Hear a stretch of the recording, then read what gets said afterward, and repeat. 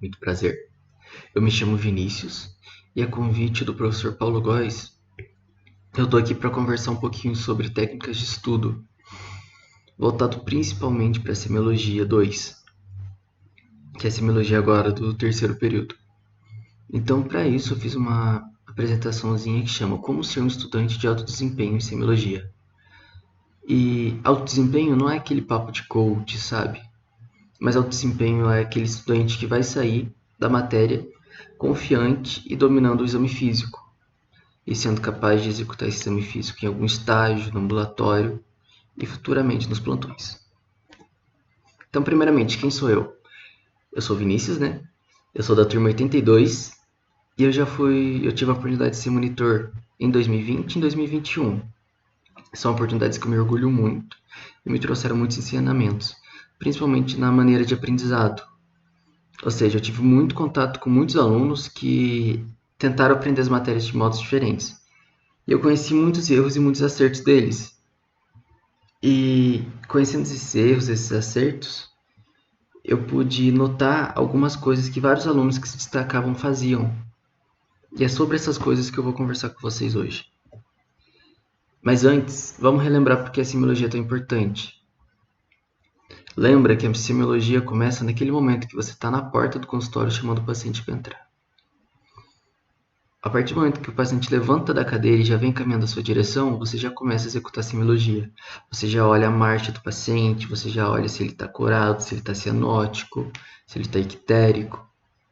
E a semiologia se estende em toda a consulta até o exame dele. Você vai examinar e você vai entender o que no organismo dele está alterado e o que não está. Ou seja, a semiologia é a ferramenta médica para recolher as informações do paciente. É a semiologia que vai te dar, os dados necessários para você raciocinar sobre o quadro clínico do paciente. Então, ela é o ponto de partida do raciocínio médico.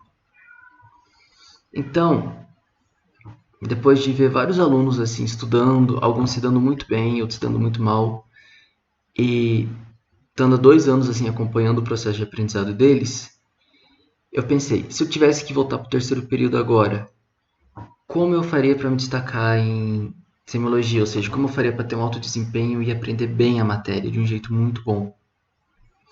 Então, para isso, eu listei 4 passos para ter um alto desempenho e se destacar em semiologia, que são eles: assimilar, aprender, colocar em prática e revisar. Assimilar, basicamente, é você usar aquele conteúdo prévio seu como ponto de partida. No caso de vocês, principalmente a fisiologia, perdão. A fisiologia que vocês tiveram no primeiro e segundo período vai ajudar muito, porque nelas vocês aprenderam o funcionamento normal dos órgãos do corpo. E junto com a patologia que vocês estão tendo agora, vocês vão entender exatamente as alterações, né? Vocês vão conseguir entender por que existe aquele achado semiológico. Ou seja, vocês vão escutar um coração e você vai escutar as bulhas cardíacas dele, você vai entender por que esse coração tem 2, 3 ou 4 bulhas cardíacas. E por que a bulha cardíaca tem esse som? Porque você vai relembrar da fisiologia e vai relembrar do ciclo cardíaco. Ou senão você vai ver um paciente com apendicite e você vai relembrar a anatomia. Você vai relembrar por que é naquele ponto específico que costuma doer, o ponto de McBurn, sabe? Então são coisas que você vai relembrar sempre. Então ter feito 2 bons períodos anteriores vai te ajudar muito. E como sempre a gente vem com lacunas, né, normal, ainda mais na época de pandemia, eu deixei esse livro aqui, que é a Fisiopatologia da Doença, que é um livro que eu indico muito, é um livro muito didático, que você vai encontrar a fisiologia e a fisiopatologia de todos os sistemas do corpo. E é ótimo para você dar uma revisadinha, caso surja alguma dúvida. Depois de assimilar, você vem ao aprendizado em si. São 4 modos que você consegue aprender de forma muito efetiva.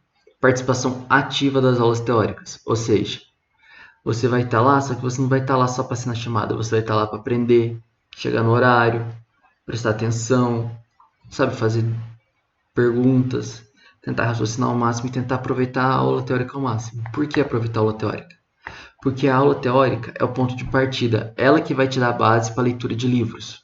Eu deixei 3 livros aqui, ótimos de semiologia: Schwartz, Bates e Porto. Existem vários outros, mas esses 3 são muito bons, muito didáticos.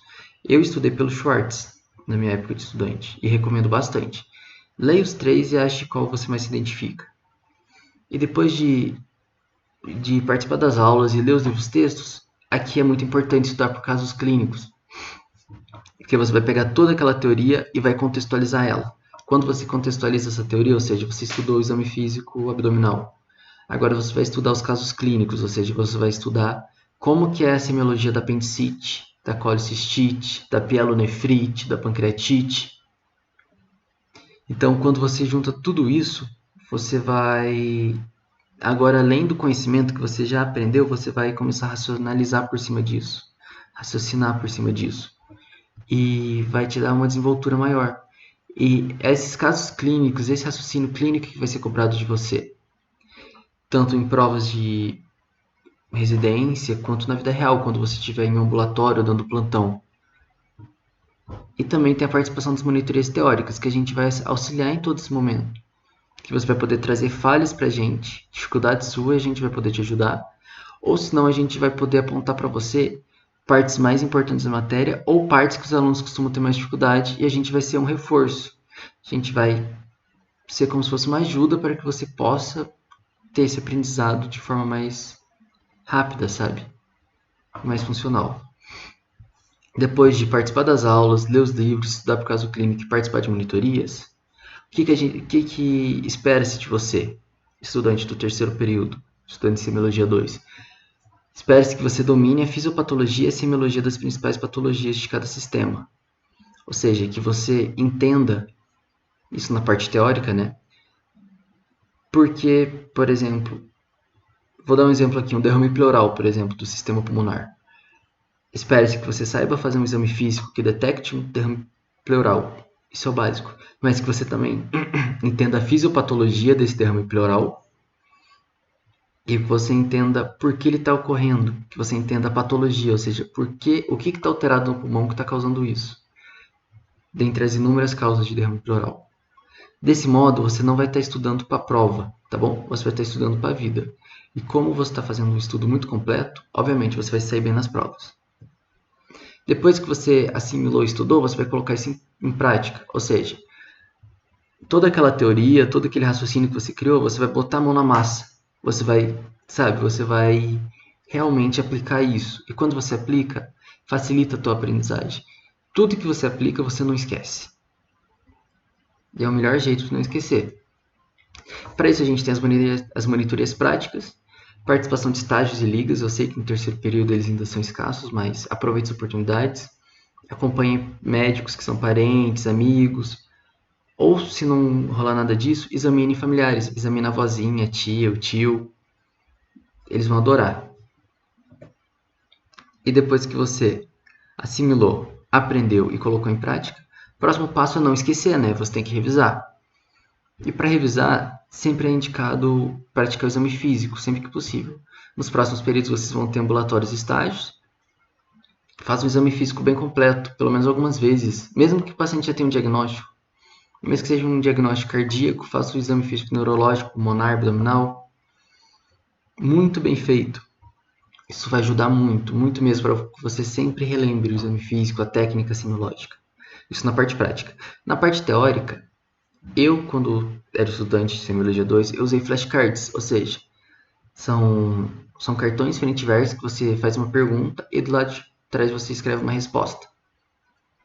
Eu não fiz no papel, eu fiz no aplicativo chamado Anki. Esse aplicativo tem um algoritmo muito legal que ele traz para você mais vezes as cartas que você tem mais dificuldade. Ou seja, aqueles tópicos que você erra mais, você vê mais vezes até acertar. Na medida que o tópico vai ficando fácil, você vê ele cada vez mais longe. Então antes você vê ele todo dia, agora você vê uma vez por semana, depois uma vez por mês, depois uma vez por ano. Isso exercita também a tua memória de longo prazo, faz com que você não esqueça mais aquilo. Então, relembrando, assimilar para ter uma base, para aprender, para aproveitar bem. Aprender de forma ativa, sempre sendo ativo nas aulas, buscando o mesmo conhecimento, colocando em prática. Quem coloca as coisas em prática não esquece. E revisando. Revisão é muito boa, porque é um desperdício você esforçar, assimilar, aprender e depois você esquecer. Então sempre revisem. A semiologia sempre vai ser cobrada de vocês, não só na faculdade quanto na vida real.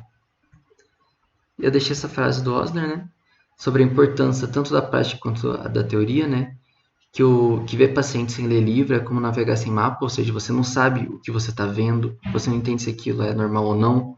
Mas ler livro sem ver o paciente é a mesma coisa que não navegar. Ou seja, não adianta nada você ficar lendo vários livros, mas você não tocar no paciente.